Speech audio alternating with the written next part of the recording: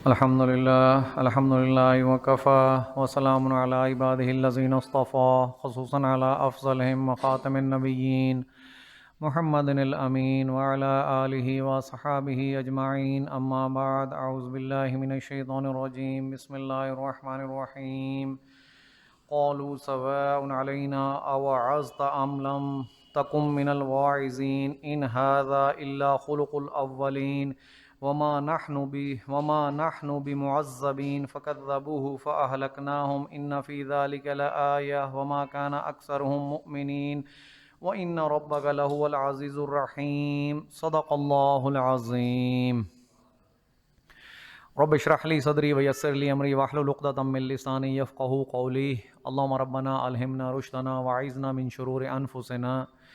اللہم ارنا الحق حقا وارزقنا اتباعہ وارنا الباطل باطلا وارزقنا اجتنابہ، آمین یا رب العالمین۔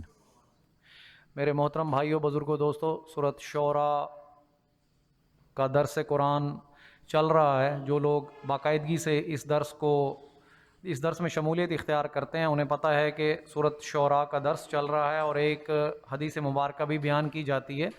اللہ تعالیٰ سے دعا ہے کہ مجھے خود سمجھنے، آپ کو سمجھانے اور آپ کو سمجھنے کی توفیق عطا فرمائے، آمین۔ عن ابی درداء رضی اللہ تعالی عنہ فانی سمعت رسول اللہ صلی اللہ علیہ وسلم یقول من سلک طریقا یلتمس فیہ علما سہل اللہ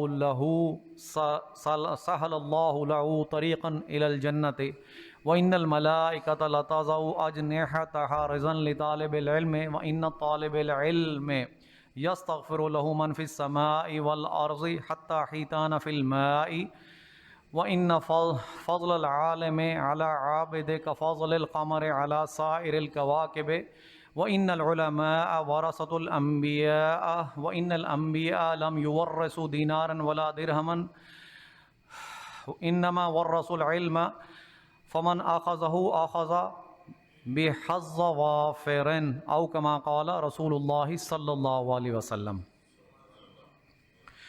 میرے بھائیوں، بزرگوں، دوستوں، حدیث مبارک تھوڑی سی طویل ہے اور مقصد بیان کرنے کا یہ ہے کہ جو علم ہے اسے حاصل کرنا کتنا ضروری ہے، اور جو علم ہے اس کی فضیلت اور اس کی فوقیت کیا ہے، اس کی وضاحت آج میں نے مناسب سمجھا کہ میں آپ کے سامنے کر دوں، کیونکہ ہم درس قرآن و درس حدیث بیان کر رہے ہیں تو اس دنیا میں بہت سارے علوم ہیں اور اس دنیا کے جو مختلف لوگ ہیں مختلف قسم کے علوم میں ماہر ہیں،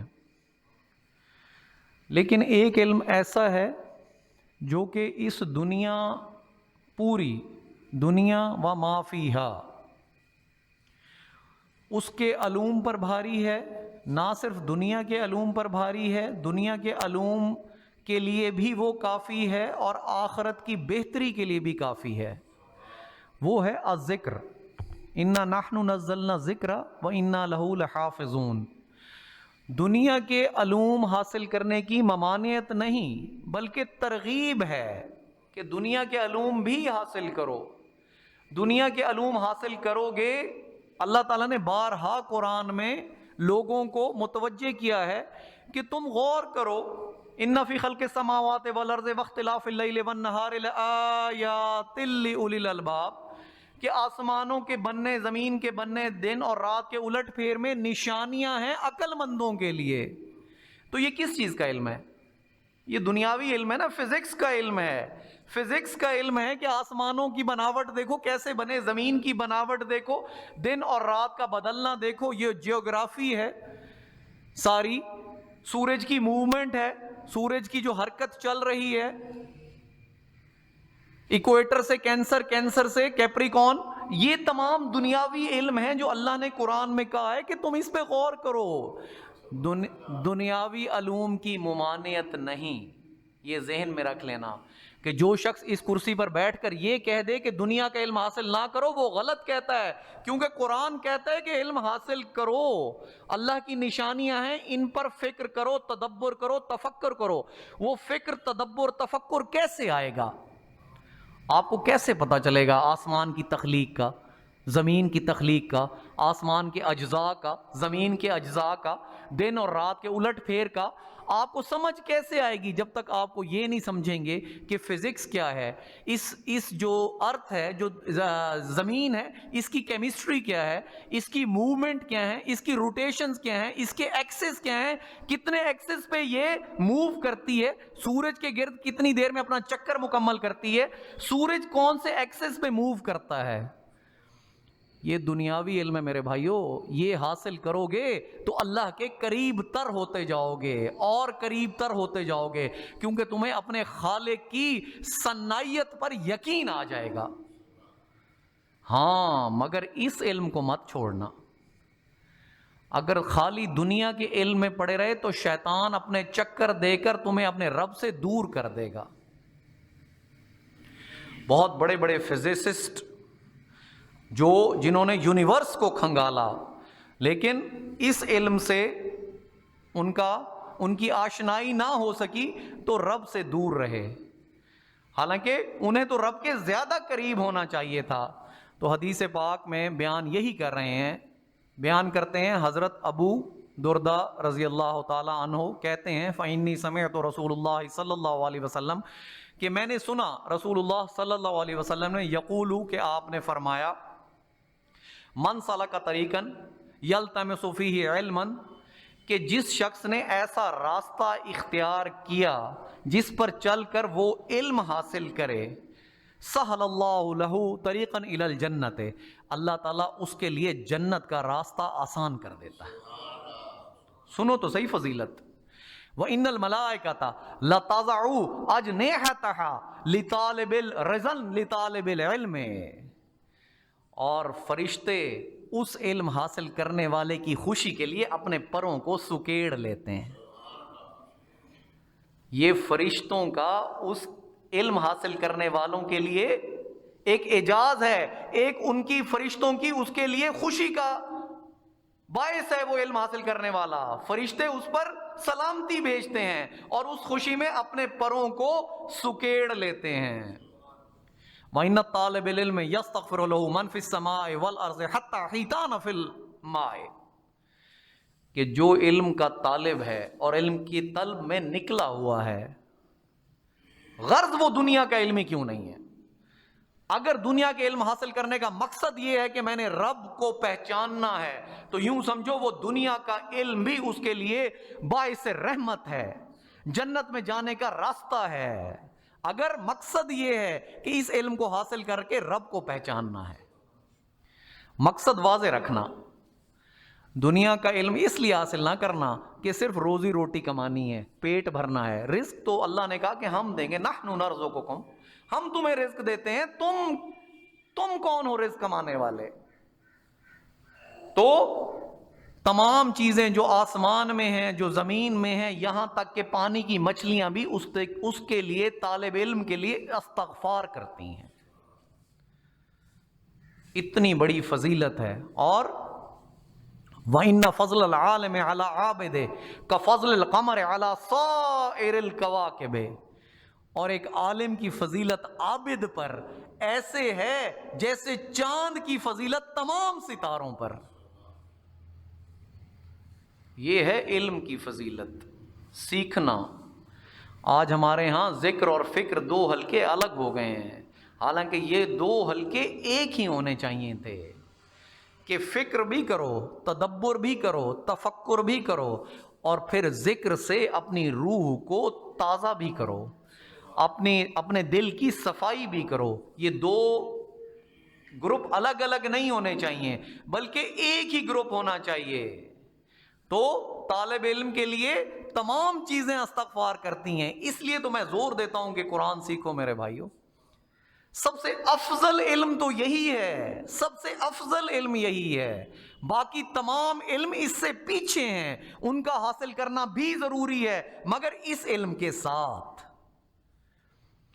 جب یہ علم ملے گا تو پھر باقی علم بھی منافع بخش ہو جائیں گے، فائدہ مند ہو جائیں گے. اگر یہ علم نہ ملا تو باقی علوم فائدہ مند نہیں رہیں گے. ہاں وقتی فائدہ، دنیاوی فائدہ شاید حاصل ہو جائے، آخرت کا فائدہ حاصل نہیں ہوگا. آخرت میں میری ڈگری نہیں پوچھی جائے گی انجینئر کی ڈگری نہیں پوچھی جائے گی، آپ کی کمائی نہیں پوچھی جائے گی. ہاں پوچھا ضرور جائے گا کمایا کہاں سے، خرچ کہاں کیا، یہ 5 سوال تو ہونے ہیں. اور کمانے کا طریقہ کہاں سے سیکھو گے کہ حلال کمانا ہے، اس قرآن سے سیکھو گے. خرچ کرنے کا طریقہ کہاں سے سیکھو گے، اسی قرآن سے سیکھو گے، محمد الرسول اللہ سے سیکھو گے کہ آپ نے کیسے کمایا، کیسے خرچ کیا، کس طرح سیکھو گے. جب سنت اور حدیث کا پتہ ہوگا تو عالم کی فضیلت عابد پر ایسے ہے جیسے چاند کی فضیلت تمام ستاروں پر. وَإِنَّ الْعُلَمَاءَ وَرَثَةُ الْأَنْبِيَاءِ، بہت اہم بات کر رہا ہوں. اور عالم جو ہیں وہ انبیاء کے وارث ہیں. کتنی بڑی فضیلت ہے، کتنی بڑی فضیلت ہے. اللہ تعالیٰ قرآن میں بھی فرماتے ہیں اولئک ھم الوارثون. اس کی سورۃ المومنین کی آیات ہیں جس میں 8 خصوصیات ہوں تو پھر اللہ تعالیٰ کہتے ہیں الذین یرثون الفردوس ھم فیہا خالدون. وہ میں نے آپ کو بارہا بتائی ہیں، آج وہ بتانے کا مقصد ان کا نہیں ہے. مقصد صرف آج علم کے حصول پر توجہ دینا ہے اور آپ کی توجہ مبذول کرانا ہے کہ وہ علم دنیاوی بھی ہو اور اس کے ساتھ قرآن کا علم بھی شامل ہو جائے تو نورن علی نور ہو جائے گا. پھر آپ کا دل بھاگ کر رب کی طرف جائے گا، رب کی ہر بات دوڑ کر آپ کے دل میں داخل ہو جائے گی. جب قرآن کا کہا ہوا سائنس سچا کر دے گی تو آپ سمجھو گے کہ اس سے بڑھ کر سچ تو اترا ہی نہیں. اور ایک بات ذہن میں رکھ لینا کہ اگر سائنس کی کوئی بات قرآن کے خلاف جاتی ہو تو یہ سمجھ لینا کہ سائنس جھوٹی ہے، کل کلاں کو وہ اپنی بات کو غلط ثابت کر دے گی. بات صرف سچی قرآن کی ہے. تو وَإِنَّ الْعُلَمَاءَ وَرَثَةُ الْأَنْبِيَاء، اور جو عالم ہیں وہ نبیوں کے وارث ہیں. وَإِنَّ الْأَنْبِيَاءَ لَمْ يُوَرِّثُوا دِينَارًا وَدِرْهَمًا، اور اللہ فرماتے ہیں کہ انبیاء جو ہیں وہ اپنی وراثت میں دینار درہم نہیں چھوڑتے. انما ورثوا علما، اور وہ اپنی وراثت میں علم چھوڑتے ہیں. فمن اخذہ اخذ بحظ وافر، تو جس نے اس علم کو حاصل کر لیا پس اس نے ایک بہت بڑا حصہ حاصل کر لیا. تو آپ کے پاس تو وراثت موجود ہے رسول اللہ کی.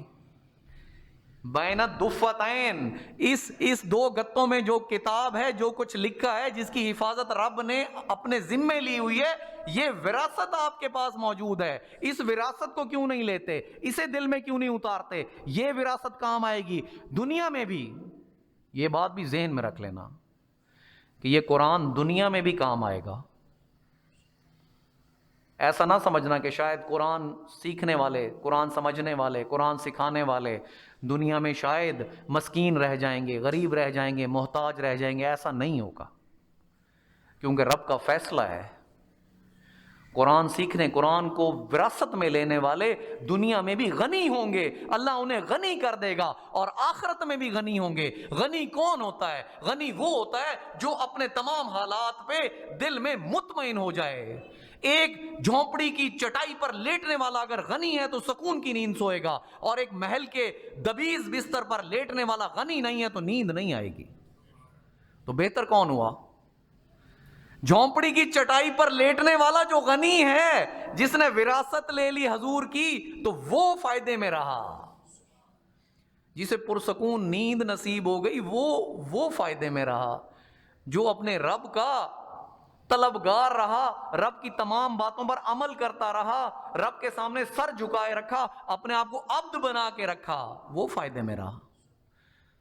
نہ کہ جس نے سرکشی کی. فاما من طغى وآثر الحیات الدنیا، کہ جس نے سرکشی کی اور دنیا کی زندگی کو مقدم رکھا. فإن الجحیم ہی المأوى، تو اس کا ٹھکانہ جہنم ہے. پھر قرآن کے الفاظ ہیں.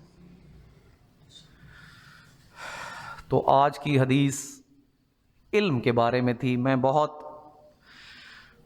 ڈھونڈ کے پڑھتے ہوئے میری نظر سے گزری تو میرا بڑا دل کیا کہ ہم بہت عرصے سے جو احادیث بیان کر رہے ہیں مختلف ٹاپکس پہ ہیں، لیکن علم کے بارے میں نے آج تک آپ کو علم حاصل کرنے کی فضیلت بیان نہیں کی. تو میرا خیال ہے اس حدیث پاک کی روح سے آپ کو علم کی فضیلت آپ کے دل میں انشاءاللہ تعالی جگہ کر جائے گی، بیٹھ جائے گی، اور آپ اس علم کو سیکھنے کے لیے کشاں کشاں کھینچے چلے آئیں گے، ہر اس جگہ پہ جائیں گے جہاں یہ علم بٹتا ہو۔ دنیا کا علم بھی حاصل کرو، اس کے ساتھ اس علم کا ملانا ضروری ہے، اگر یہ نہ کیا تو دنیا کا علم عبث ہو جائے گا، نہ وہ دنیا میں فائدہ دے گا نہ وہ آخرت میں فائدہ دے گا۔ اگر اس علم کو دنیا کے علم کے ساتھ ملا لیا تو دونوں علم دنیا میں بھی فائدہ دیں گے، آخرت میں بھی فائدہ دیں گے۔ اس علم کو حاصل کرنے والا انجینئر وہاں بھی اللہ کے عرش کے سائے میں ہوگا۔ درس کا آغاز کرتے ہیں۔ سورۃ شعراء میں واقعہ چل رہا تھا قوم عاد کا، اور ان کی طرف بھیجے گئے رسول حضرت ہود علیہ السلام کا۔ تو ان کی قوم نے انکار کر دیا تھا اپنے رسول کا، تو ان کی قوم نے پھر کہا انہیں، قالوا سواء علینا اوعظت ام لکن تکن من الواعظین، کہا ان کی قوم میں کہ اے ہود، برابر ہے کہ تم ہمیں نصیحت کرو یا تم ہمیں نصیحت نہ کرو، مطلب تم نہ بن جاؤ نصیحت کرنے والوں میں۔ یہ لفظی ترجمہ ہے قرآن کا، مطلب تمہارا ہمیں نصیحت کرنا یا نہ کرنا یہ دونوں برابر ہے، ہم پر اس کا کوئی اثر ہونے والا نہیں ہے۔ مطلب ان کے دل ختم ہو چکے تھے، دایہ خیر ان کے اندر سے نکل چکا تھا، صرف شر ہی شر باقی بچ گیا تھا۔ ان کا نفس امارہ ان کے پورے جسم پر غالب آ چکا تھا، جو روحانی جسم ہے وہ دب گیا اس گارے مٹی کے جسم میں۔ خلق الانسان من صلصال کالفخار، اللہ تعالیٰ کیا فرما رہے ہیں کہ میں نے انسان کو پیدا کیا کھنکتے ہوئے گارے سے، سڑے ہوئے گارے کی پیدائش ہو، تم سڑے ہوئے گارے سے بنے ہوئے ہو۔ تمہاری حکت کس لیے ہے؟ وَنَفَخْتُ فِيهِ مِن رُوحِي، جو اللہ نے اپنی روح پھونکی تمہارے اندر، تمہاری حکت سڑے ہوئے گارے کی وجہ سے نہیں بلکہ اس روح ربانی کی وجہ سے ہے، جس کی وجہ سے اللہ نے فرشتوں کو کہا فَقْعُوا لَهُ سَاجِدِينَ۔ تمہیں سجدہ اس روح ربانی کی وجہ سے ہوا، نہ تو تمہارا وجود تو اللہ نے بارہا کہا من صلصال کالفخار، کہ کھنکتے ہوئے گارے سے، کھنکتے ہوئے گارے کی بھی کوئی وقت اور حیثیت ہوتی ہے۔ آج جب گزرو گے کسی کھنکتے ہوئے گارے کے پاس سے، سرانڈ ہوگی تو دور سے ہو کے گزرو گے کہ یار اس کے قریب نہ جاؤ، اور سوچو تم خود اسی سے بنے ہو۔ تو اس قوم نے جھٹلا دیا اور کہا ان ھذا الا خلق الاولین، یہ تو پہلوں کی کہانیاں ہیں، جو ہود تم ہمیں سنا رہے ہو، ہمیں نصیحتیں کر رہے ہو، یہ تو پہلے لوگ بھی اسی طرح کی باتیں کیا کرتے تھے، یہ تو پہلے گزرے ہوئوں کی کہانیاں ہیں، ان کی کہی ہوئی باتیں ہیں، ان کی گھڑی ہوئی باتیں ہیں۔ وما نحن بمعذبین، اور ہم نہیں ہیں عذاب دیے جانے والے، مطلب ہم پر کسی قسم کا عذاب نازل نہیں ہوگا۔ فکذبوہ، پس اس قوم نے تکذیب کر دی، جھٹلا دیا۔ ہو کی ضمیر ہے حضرت ہود کی طرف، اپنے نبی کو جھٹلا دیا۔ تو اللہ تعالیٰ کیا کہہ رہے ہیں؟ جب قوم نبی کو جھٹلا دیتی ہے تو اللہ کا غضب جوش میں آ جاتا ہے۔ فَأَهْلَكْنَاهُمْ، تو ہم نے انہیں ہلاک کر دیا۔ اس میں رب کا بڑا غیظ ہے، غضب ہے، جوش ہے کہ میرے نبی کو جھٹلایا تو میں نے انہیں فَأَهْلَكْنَاهُمْ، ہم نے انہیں ہلاک کر دیا۔ نا کی ضمیر اللہ تعالیٰ جہاں اپنے لیے استعمال کرے یہ سوچ لینا کہ جلالت ہے، اللہ کا غصہ ہے، غیظ ہے، غضب ہے۔ وہ لوگ جو قرآن سے شغف رکھتے ہیں، عربی زبان سے شغف رکھتے ہیں، انہیں اس بات کا اندازہ ہو جائے کہ اللہ تعالیٰ نا کی ضمیر، ہم کی ضمیر جب اپنے لیے استعمال کرتا ہے تو اس جگہ اس کی شان جلالت کا ظہور ہوتا ہے۔ تو ہم نے انہیں ہلاک کر دیا۔ ان فی ذلک لآیہ، اس میں ہے نشانی۔ وما کان اکثرهم مؤمنین، لیکن ان کی اکثریت ایمان لانے والے نہیں۔ وان ربک لہو العزیز الرحیم، اور بے شک تیرا رب وہ العزیز بھی ہے، الرحیم بھی ہے۔ دونوں لفظوں کی میں تفصیلی آپ کو بحث بتا چکا ہوں پچھلے دروس میں۔ کذبت سمود المرسلین، اب اللہ فرما رہے ہیں کہ قوم سمود نے بھی تکذیب کر دی، جھٹلا دیا مرسلین کو، ان رسولوں کو جو ان کی طرف بھیجے گئے تھے۔ اذ قال لهم اخوهم، جب کہا ان سے ان کے بھائی نے، صالح، حضرت صالح علیہ السلام، الا تتقون، کہ تم تقوی اختیار کیوں نہیں کرتے، تم ڈرتے کیوں نہیں ہو، کس چیز کا زوم ہے تمہیں؟ बने तो तुम खनकते हुए गारे से हो, किस चीज़ का ज़ोम है? अल्लाह के सामने सरकशी क्यों करते हो? अल्लाह से डरते क्यों नहीं? जो अल्लाह फरमाता है वो करते क्यों नहीं? जिनसे अल्लाह रोकता है उनसे रुकते क्यों नहीं? तकवा यही तो है कि जो अल्लाह कह दे वो करो और जिससे रोक दे उससे रुक जाओ, इसी को तकवा कहते हैं। इन्नी लकुम रसूलन अमीन, मैं तुम्हारी तरफ भेजा गया हूं अमानतदार रसूल। फत्तकुल्लाह, अल्लाह का तकवा इख्तियार करो। व अतीऊन, और मेरी इत्तबा करो। वमा अस्अलुकुम अलैहि मिन अज्र, मैं तुमसे किसी उजरत का तलबगार नहीं। इन अज्रिया इल्ला अला रब्बिल आलमीन, मेरी उजरत तो जहानों के रब के जिम्मे है। अतुतरकून फीमा हाहुना आमिनीन, ये बात अब बड़ी अहम है,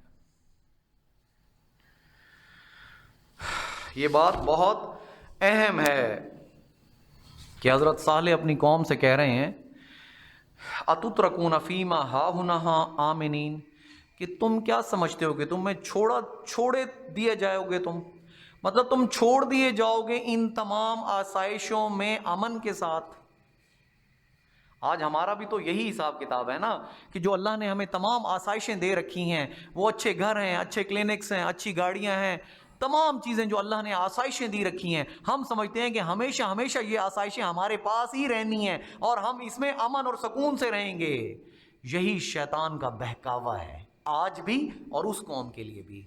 तो यही हजरत सालेह ने अपनी कौम से कहा कि तुम क्या समझते हो कि क्या तुम छोड़ दिए जाओगे इन चीज़ों में अमन के साथ हमेशा हमेशा के लिए? मतलब तुम्हारा गलत ख्याल है। वो कौम को समझा रहे थे। आज हमें ये समझना चाहिए कि जो जिन आसाइशों में हम पड़े हुए हैं, ये सोच लेना चाहिए कि ये आसाइशें एक तो आर्जी हैं और दूसरा इनका जवाब भी देना है। हर आसाइश का जवाब देना पड़ेगा कि इसके लिए पैसे कमाए कहां से थे और खर्च किए कैसे थे। लम यक्तुरू वलम युसरिफू, कुरान की एक आयत ये भी है कि जो अल्लाह के बंदे हैं इबादुर रहमान, ना वो बुखल से काम लेते हैं ना इसराफ करते हैं। ये आयत भी जहन में रखना कि इन आसाइशों के बारे सवाल भी किया जाएगा। ये ना समझना कि बस अगर हलाल से खर्च कर दी, बड़ी बड़ी इमारतें बना ली, बड़ी बड़ी गाड़ियां ले ली तो शायद सवाल नहीं किया जाएगा। सवाल ज़रूर किया जाएगा, बशमूल मेरे। मैं अपने आप को एग्जेम्प्ट नहीं करता, मेरे से भी। तो अतुतरकून फीमा हाहुना आमिनीन, तो तुम क्या समझते हो कि तुम्हें इन आसाइशों में छोड़ दिया जाएगा अमन के साथ। फी जन्नाति व अयून, बागात में और चश्मों में, व ज़ुरूइन और खेतियों में, व नखलिन तलउहा हज़ीम और खजूरें जिनके खोशे होंगे उम्दा, नरम मुलायम खोशे वाली खजूरों में। क्या तुम हमेशा हमेशा अमन के साथ रहोगे? आज यही सहूलियात तो हमें मुयस्सर हैं। हमें अपने बारे सोचना चाहिए कि आज बागात भी हैं, चश्मे भी हैं, खजूरें भी हैं, बड़े बड़े घर भी हैं। तो हमें यह सोचना चाहिए कि हमने हमेशा हमेशा इनमें नहीं रहना। अपने रब के सामने वाली मन खाफा मकाम रब्बिही जन्नतान, कि जो इस बात से डरता रहा कि उसने अपने रब के सामने खड़े होकर जवाबदेही उसकी होनी है, उसके लिए है जन्नतें। तो आज ये बात हमें ज़हन में रखनी चाहिए कि ये सवाल हमसे भी होगा। वतनहतून मिनल जिबाल बुयूतन फारहीन, और तुम पहाड़ों को तराश कर उनमें घर बनाते हो और उस पर इतराते भी हो। फारहीन, बहुत ज़्यादा खुश होना इतराना के ज़ुमरे में आता है।